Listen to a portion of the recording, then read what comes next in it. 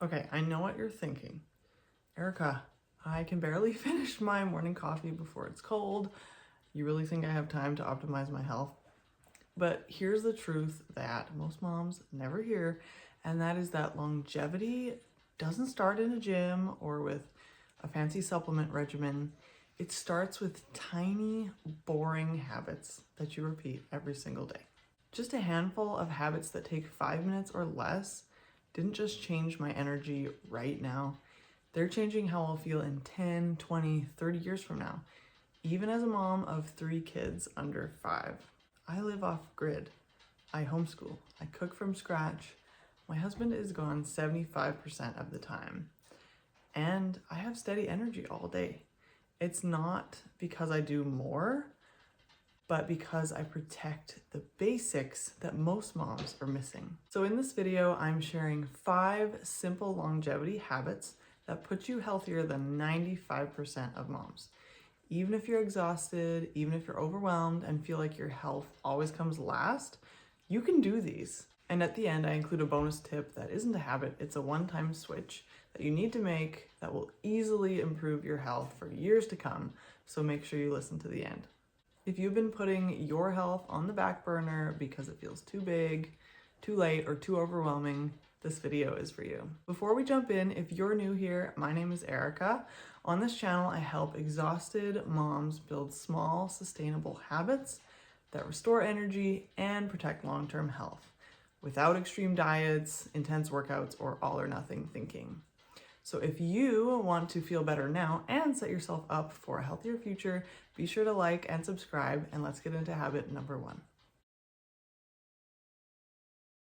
Most energy problems start in the very first minute of the day. Like most people, for a long time, my phone was the first thing I looked at in the morning, and I had no idea how much that habit was messing with my sleep and energy. So let me get a little bit sciencey with you for a minute to explain how moms sabotage their energy with this really bad habit. So we as humans have an internal 24-hour clock, and this is called the circadian rhythm. You've probably heard of it. Morning sunlight into your eyes sends a signal to our brains that sets the clock and tells the brain it's time to be awake now. Okay? Then 14 to 16 hours later, after receiving that signal, your brain starts to produce melatonin, which tells your body it's time to wind down and rest. So people who get sunlight first thing in the morning tend to fall asleep faster and sleep more deeply at night. And this was how it was since the dawn of time, up until artificial blue light was introduced. I learned that when I look at a screen first thing in the morning, my brain interpreted that blue light as it's now midday because it emits blue light, which is the same as midday sun. So essentially, it totally threw off my brain, threw off my circadian rhythm, my internal clock, messing up my sleep and hormones. Once I understood this and started intentionally getting a minute or 2 of daylight in my eyes before going on my phone, I started sleeping better and having more consistent energy. And one of the students in my course told me her husband calls this the sunflower exercise, which I thought was so cute because you're literally doing what sunflowers do, turning towards the light before anything else. And it only takes a minute. I step out the door and just look around for a few minutes, whether it's sunny or cloudy, then go back inside to continue my day. Putting the health benefits aside, it's a great way to start the day. Just taking a few quiet minutes to observe and appreciate the world, sit with your own thoughts. We live in northern Canada, and when it's really cold and I don't want to go out, I open a window and just look out for a minute because looking through glass doesn't have the same effect. So that's something you can do if you're in a really cold climate like me. And this habit isn't just about feeling good today and tomorrow. It's one thing that will have a compounding effect over time. Longevity depends on rhythm, and morning sunlight is what sets that rhythm correctly. So this habit will help you wake up with real energy, fall asleep easier, stabilize your mood and hormones, and protect your long-term health. But why do most moms not do small actions like this and all the other tiny ones I'm going to talk about? Well, I think there could be two reasons. One, they just don't know about the science and this particular habit and how much it can help them. And two is they know, but they don't think that an action so small can have much of an impact.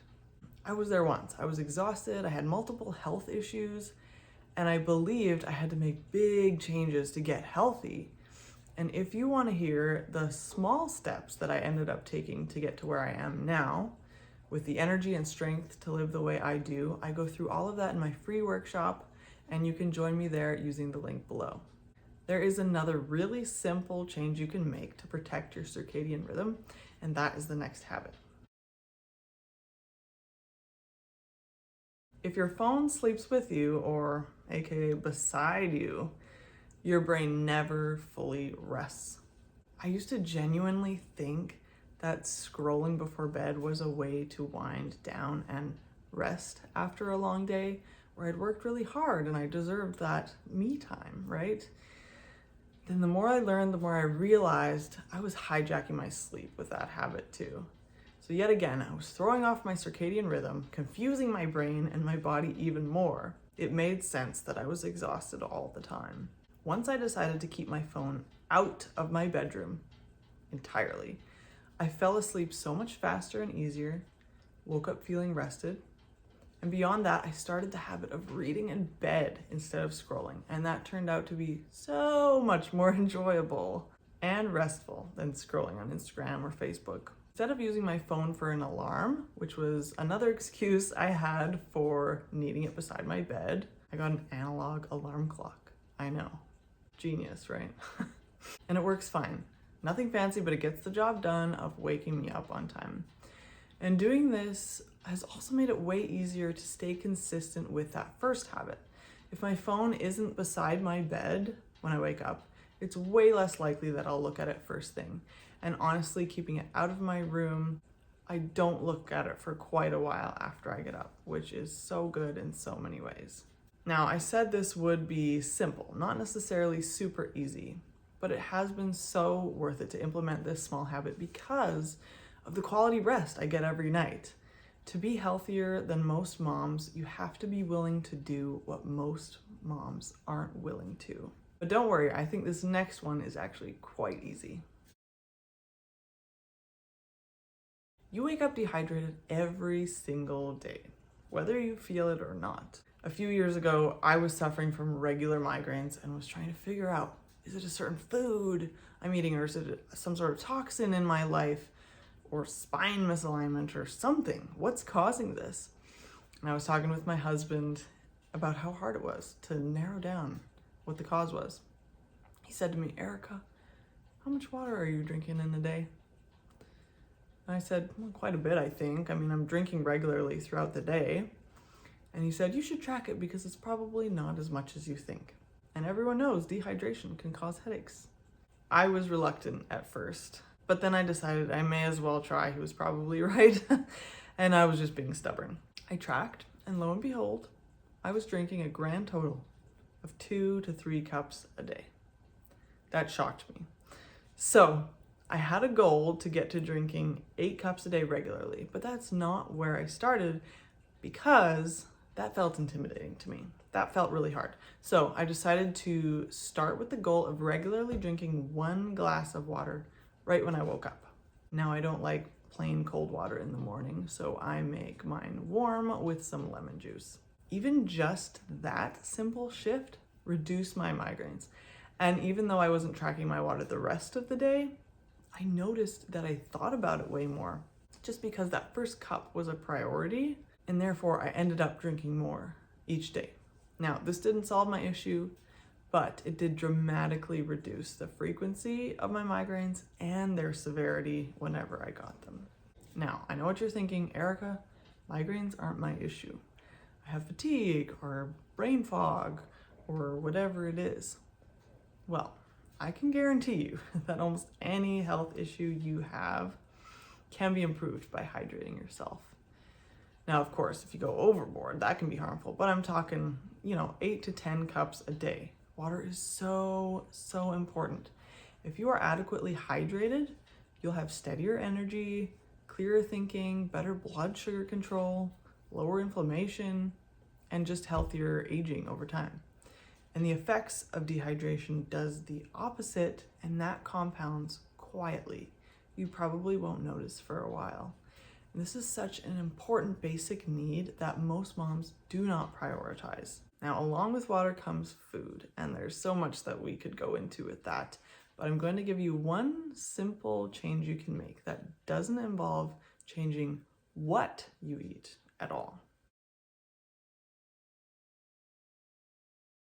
The order that you eat your food in can determine how you feel the rest of the day and can majorly impact your health in the future. Isn't that mind-blowing? You don't have to change a thing about your diet. Just keep in mind this simple rule. When you sit down to eat, always eat some protein and or vegetables before you eat any carby foods. Now, the reason in a nutshell is the order of the food affects your blood sugar, for good or bad.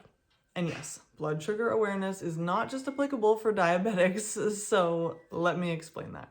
I actually tested this hack or tip myself, and I wore a glucose monitor for 2 weeks last summer. Let's look at an example of a basic meal. Some sort of a meat, potatoes, and a roasted vegetable. It's a classic combo, right? I make it all the time. When I ate some meat and vegetables before digging into the potatoes, I had a pretty small spike in my blood sugar. But on a different day when I ate those exact same foods, this time eating some potatoes first, the spike in blood sugar was significantly higher.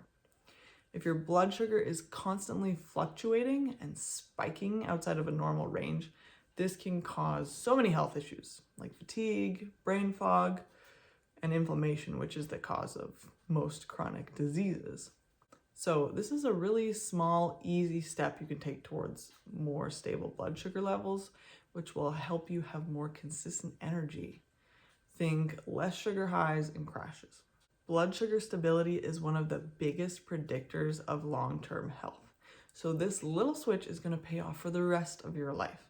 And it's something that once you're in the habit of, you never stop because you just consistently eat some protein and fiber first before your carbs.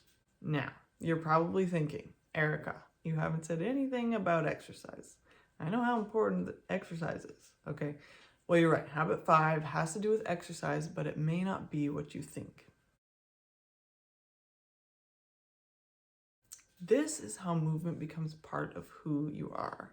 I used to think that I had to do intense, long workouts to make exercising worth it, So I did nothing for a long time because I wasn't motivated to do crazy, hard HIIT workouts or whatever. After I had my first baby almost 6 years ago, I decided that I would focus on the habit of moving, not the intensity or the length. So what I did was really simple and unintimidating to me. And that was follow along with a 10-minute yoga video every single morning. I did this for about a year. And you know what? I got more flexible. I got more energy. And with that consistency, stretching every day just became a part of who I was. It was just what I did every morning. I didn't have to think about it or try to talk myself into it. I just did it. Then after a year of doing that, the desire to become more physically fit just kind of arose inside of me out of nowhere.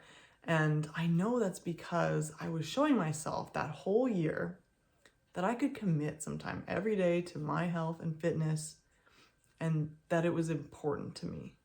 So I felt ready to level up. Then I started weightlifting, which now I do 3 times a week.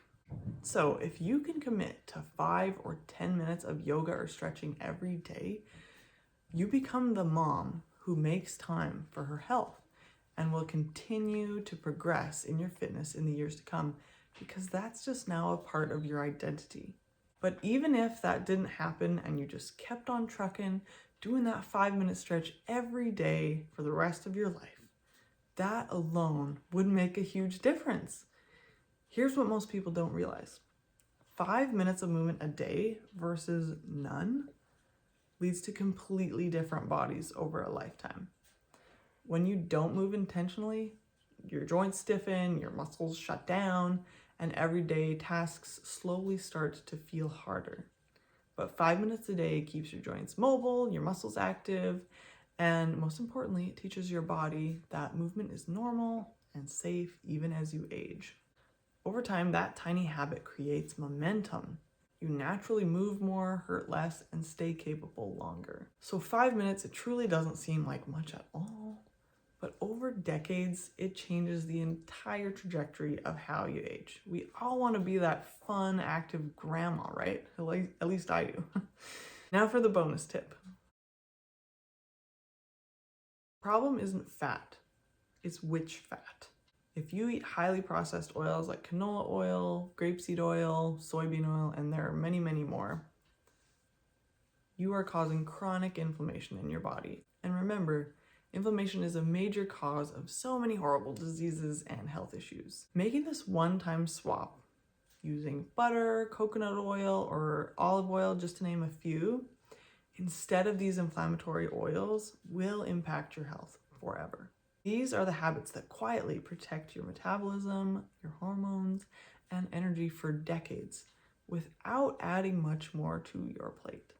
Even if you feel behind on the health train, know that it's not too late. And I am proof that making small changes really can make a huge difference. So even though these may seem so small that they won't have any sort of effect, test it out, trust the process, and just focus on being consistent in one of these tiny things at a time. Before you know it, it'll be second nature to you. If you want to hear exactly how I use this method of stacking small wins to overcome my exhaustion, check out that free workshop below. I hope you got value from this. Let me know in the comments which one of these you are going to start implementing. It's our duty to take care of ourselves as mothers so we can be the present, joyful, and intentional wives and mothers that we long to be. I'll see you in the next video. Bye.